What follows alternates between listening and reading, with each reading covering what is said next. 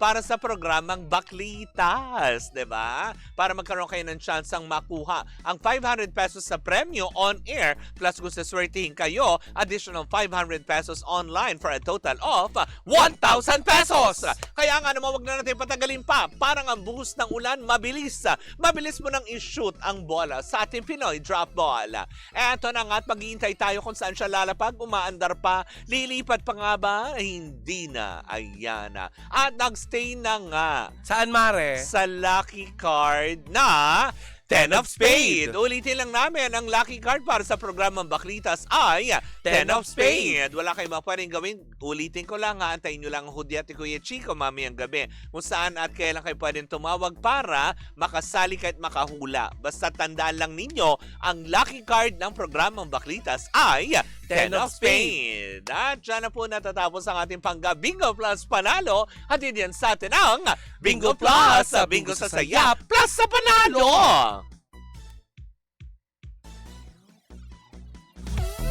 Cheers, Miss Gabaglita! With Tita Cora and Kapitana Sisa. Same, pero iba. We are number 1, 06.7 Energy FM. Pangga, wag mong sabihing radyo. Sabihin mo. Ganon dapat. Sabihin mo. Ganon. Ang ingay. Sabihin mo. Yan. Ay, nako, good morning sa lahat ng mga misis ngayon na hirap magpatuyo ng kanilang mga damit. Ano naman, hindi Yung pa mga nilabhan. Hindi pa nga nakakatuyo yung last week na nilabhan. Nagkandabaho-baho dahil nilabhan ulit. Hindi na naman matutuyo. So, paano yun? Diba? Kasalanan talaga to ng mga senador.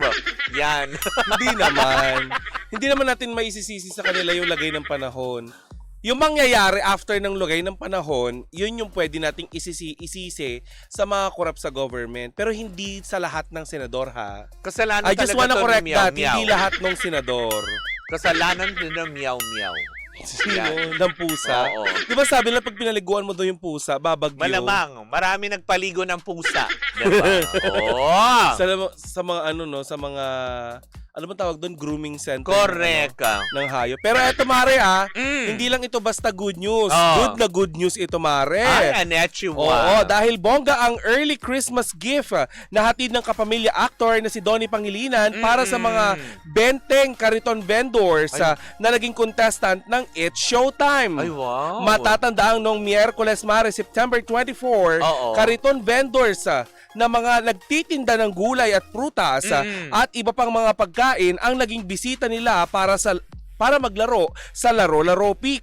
Isa si Aling Rosie, 65 years old. Sa mga nakausap ni Vice Ganda kung saan ikwinento nito na sa kariton na rin sila natutulog ng anak dahil napalaya sila sa inuupahan matapos hindi makabayad ng upa. Dahil dito, Mare, ay nangako si Meme Vice Ganda na maghahanap sila ng pwede nilang matirhan at siya ang magbabayad sa loob ng 1 taon. Pero eto nakakaloka. Agad nga nag-viral, Mare, ang naturang episode ng It's Showtime at nakarating na rin kay Donnie Pangilinan ang nakakaantig na kwento ng kariton vendors.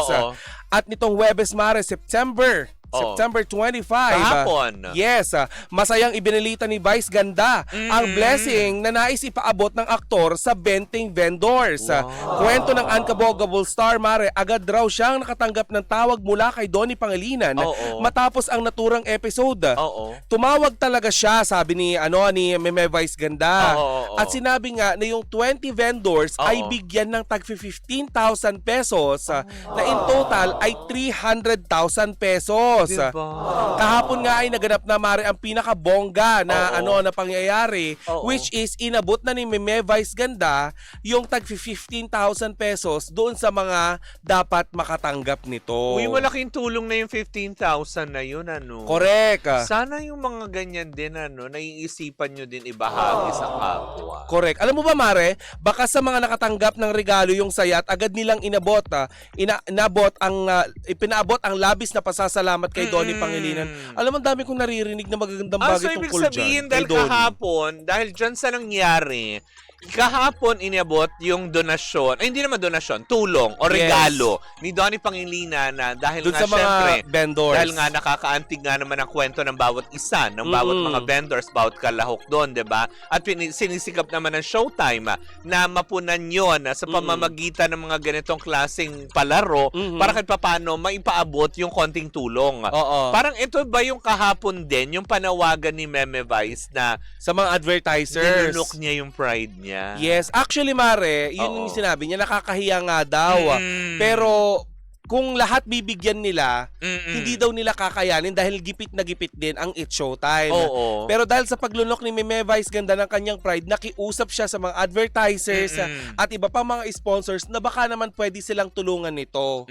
And balita ko, Mare, as of this very moment, may mga nagpe-pledge na. Ay, wow. At sana ay marami pang matulungan ito. Dahil kung hindi man, di ba sabi nga niya, kung hindi man tayo kayang tulungan ng gobyerno, lalo na yung mga magnanakaw na nasa posisyon, Correct. bakit hindi na lang tayo yung magtulong-tulong para nang sa ganon, matulungan natin ang isa't isa? Tama, 'di ba? Na nakakaloka. Total radikal naman tayo magmahal. Tama. Ganon. Diba? Ako marupok. Ganon. Marupok ka magmahal.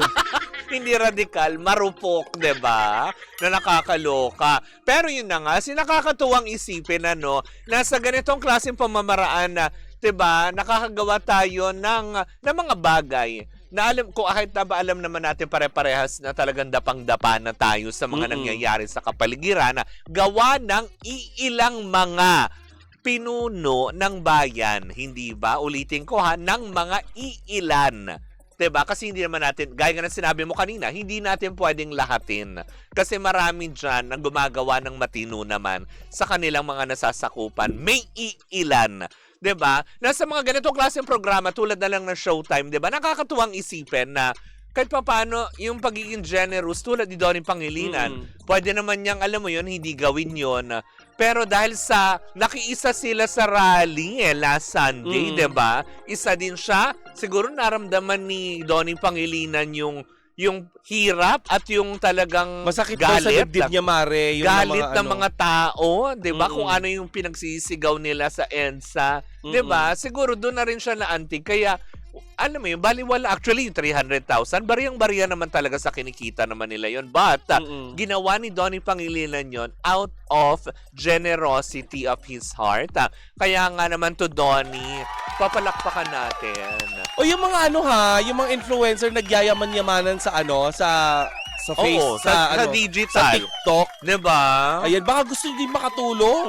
Total panay naman ang mga flex nyo ng inyong mga mamahaling mga trips and what. Ay. 'Di ba? Oo. Hindi naman namin kayo pinipilit or inuobliga. True. Pero baka lang, sakali lang, 'di ba? Kagaya ng sinabi ni Meme, kung hindi man tayo matulungan ng mga magnanakaw, 'di ba? Baka pwedeng tayo ang magtulong-tulong. Correct, hindi ba? Magtulungan na lang. Parang si Ivana Alawi, 'di ba? Ilang beses niyang ginagawa talaga 'yon na alam mo yun, na nagbabalik talaga siya ng tulong din sa mga tao at binibigay niya sa mga talagang deserve. Diba? Kaya Si Ivana nagbigay ng 100,000 kay kaya nga, F. Kirat. Oo, Tapos nung pinangwalwal. pinangwalwal daw. Pinambili ng sapatos. Diba na nakakaloka? Lumipad papunta sa Cebu para sa lalaking meron ng jowa pero Diba? umaasa pa rin daw siya. Yeah. Sabi ni QD. Saus! Ay nako, kung yung mga binibigay sa inyo, pinapantulong nyo na lang din, di ba? Hindi, sa Hindi pamilya mo yung na lang. flexing Di ka naman lumaking na nakakaloka. may silver spoon, di ba? Tama, di ba? Sa Pero, bibig. yun na nga, panawagan na rin siguro sa lahat din ng mga may kakayanan din naman na tumulong sa ating kapwa. Hindi lang naman sila bilang mga artista at sasabihin natin na, tipong, mo na kasi malalaki naman yung kinikita nila eh. Kung may extra ka lang naman, di ba? Bakit hindi mo na lang din? Simplihan lang natin, di ba? Simulan nyo muna sa sarili nyong bakuran bago kayo lumabas ng inyong bakuran. Wala akong kabilib-bilib sa mga Diba? taong ganyan. Ang gagaling nilang mamuna at ang sa self-righteous nila, pero yung sarili nilang pamilya pinababayaan. Diba na wala kaming pakialam. Bahala ka dyan. Yun nga yung sinasabi natin kanina. Buntot mo, hila mo, yung mga ganyan pang mga linyakan. Kung wala rin naman kayong ibibigay, wag na rin po kayo magsalita. Diba? At wag din kayo mamuna kung talagang alam nyo din naman na, alam mo yun, na madamot din kayo in person. Ganon. At dahil dyan, ngayon natin Madamot in person. ngayon natin masusubukan kung madamot ba kayo. Kasi Oo. malapit na po ang birthday ko. Yes! Chair Lala Soto, ayan, MTRCB, magpalitso naman po kayo. Wow. O bakit? At least ito, Nakakahiya naman. rektahan. Ayan, Hungry Pares, huwag po natin kalimutan. O, Ay, yan, nakakahiya inisa-isa ko talaga. na. Tita Mayet de la Rosa, o. Alam mo, Mare, okay lang naman sa akin kung wala. Pero mas okay kung meron. Yeah. Dito ko Ano yung mas mabigat? Yung okay na wala o yung okay na meron? mas okay na meron. O yun Pero alam mo, Mare, dito ko mapapatunayan kung okay ba talaga ang mga pagpapalaki sa kanila ng mga magulang nila. Di ba mga bata pa tayo, tinuruan na tayo na wag magdadamot sa Kaya kapwa. nga, hindi Diba? ba? October 5. Mm-mm. O, diba? Na nakakaloka. Grabe naman kayo. O, pero gagawin natin yan ng Uy, si Ate Teresa kaya? October 4? Baka natin. October 4, October 6, 7, basta malapit. Ayan. Basta, diba? Mm-mm. Hindi naman kayo pinalaki na ano. Na Doon madamot. Doon naman sa mga nag-share. Pare-parehas naman tayong Kristiyano. Uy, sa mga nagyayabang na mga Nepo babies. Yan. Padala nyo naman po yung iba. Oo nga. Padala naman kayo ng pakain dito. Pa-experience naman ako ng birthday ni Jamie Cruz. Wow! Usual Diba? ng birthday ni Jamie Cruz. Ang no? taray, diba? Ipa-experience nyo naman. Hindi lang Mm-mm. iilan, madami sila. Hello, Tita Cora. Sabi Sabi, ni ni Lito Mengay. Santa Rufina. Ayan. Oo. Diba? Hello po sa inyong lahat dyan, sa inyo, syempre sa mga inyong kabayan. Muli po, papaalala pa rin po natin sa ating mga panggaan na mag-iingat po tayo ngayon. Oo, ang Lalo lakas ng pat hindi bagyo. natin alam kung saan, alam mo yun, hanggang kailan magtatagal itong si Opong dito sa ating bansa. Pero balita ko, Mare, lumihis daw siya. O, diba? Sana nga, para wala naman siya mapinsala ng husto. Sana nga lumihis Diba? naman Ng tuluyan. bonggang-bongga. Pero hindi yun. Mabalik Kasi na Mare, tayo. naiinis talaga ako. Bakit? Diba sabi ko sa'yo, sinira ko ng likod ng bahay namin para Para. makapag-file ng calamity loan. Baka- Tapos lilihis ka? Ay, wala. O. Diba? Sira yung likod ng bahay namin ngayon. Buuhin mo na siya. Bubuin ko. Abonado ka na naman. Abonado. Kasi semento mo yun. Mm-mm. Yung iba, ay nakakaloka. Kita kong tawa ko nila. Ha? Tinibag mo yung bahay mo para sa calamity loan. Kasi di ba kailangan Hindi ng ka proof? naman talaga dinadaan maski mata ng bagyo. Diba? Hindi nga natitinag yung bahay nyo. Tinibag mo. Suspended ang office hour. Oo, lalo na dito sa Oo. Energy FM. Correct, hindi ba? Na nakakaloka. Pero Kara, pumasok ka pa din. Dahil hanggang alas 12 lang tayo. Ay, yung mga kahapon pa sinuspindi ang pasok ng mga nasa gobyerno. Mm-mm. Oo. 'Di ba Rome ng Department of Agrarian Reform? Ay, ang taray. Hello? Ayan. Hello sa'yo. Buti sa kanila, no, hindi sila nasasadlak sa anong kontrobersiya. No? Wala pa. Oo. Ah, wala. Wala pa. Wala pa ba? Silipin nyo din. Oo. 'Di ba Rome? Bakit din sa DSWD? Ba't ayaw nyo din silipin? Di ba? Na Ganito nakakaloka. mention. Baka naman, di ba? Kung sisilipin nyo lang din naman lahat ng sangay ng gobyerno, lahatin nyo na po. Huwag yung meron lang dahil may nabuking dito, may ganyan, di ba? Isa-isahin natin para talaga sa matuwid. Yes, Diba? Na dadaan. pamamalakad. At gaya po ng sinasabi ng ating Tsaka yung presidente mga na bagong Pilipinas. Yung O, mga diba? nakaupo sa posisyon na may mga travel goals. Oh, wow. Oo. Ang taray. Yung ating mga prinsesa. Yung mga kailangan na tipo, kailangan maka 36 countries ako within this year. Ganyan. Ang daming biyahe, ma. Taray. Kahit na yung mga hindi na naaabot ng mga mata natin sa, alam mo, equator. Kailan ko nga lang nalaman na Ayun. meron palang lugar na nag-i-exist ang pangalan Dahig eh. Oo. Diba? Sa Netherlands. Ang alam ko lang dati, Arpapa. Ay, nako. Diba? San Lazaro. San Lazaro. Yeah, Blooming Treat. Blooming Treat. Diba? Ano pa ba Mari yung mga Basta yan dyan sa Blooming Treat. Oo. Pagka ganitong maulan. Sa Concha, sa Diba? sa Tondo. 'Di ba? Sa may malapit sa Perfecto, ano pa? Yes. Abad Santos, yan ang alam ko. Naman. 'Di ba? May mga Tokyo na, Chichu, Oo. Wachi-wachi, Oo. mga ganun. Puro kayo punta kayo ng China na Nakakaloka ni hao, yun. ni xing shong. Hanggang Sabado pa po ang bagyo, sabi ni Angelica Maria. Hayaan mo yung bagyo, papanalangin natin tumapat sa bahay nung Nung mga politikong- yung mga politikong naghahakot na daw. Oo, super kanta na si Yung pinadadalan, may truck na daw na naghahakot ng gamit sa bahay ni Saldico. Ng bonggang-bongga, Correct. diba? As Oy, sabi in. dito, may Cora okay po ba mamaya? Wala. May Oh. cardiac yata yung cardiac. Hindi ko alam. Yeah. Kung papasok. Kaya nga. Diba? Ay, papasok yan si Gandang Kara. Di ba? Oh. Passionate yan sa trabaho eh. Wow. Oo. Diba? Nakakaloka yun. Hindi siya But anyways, ayan na. So dito na natin tapusin to. Diba? Sa Lunes po magkarinig at magkapanooran na naman po tayo para sa isang umatikabong chikahan na dala-dala na dalawang bakla. Muli po ako po si Kapitana Sisa. At ako naman po si Tita Cora. And we are still same pero iba.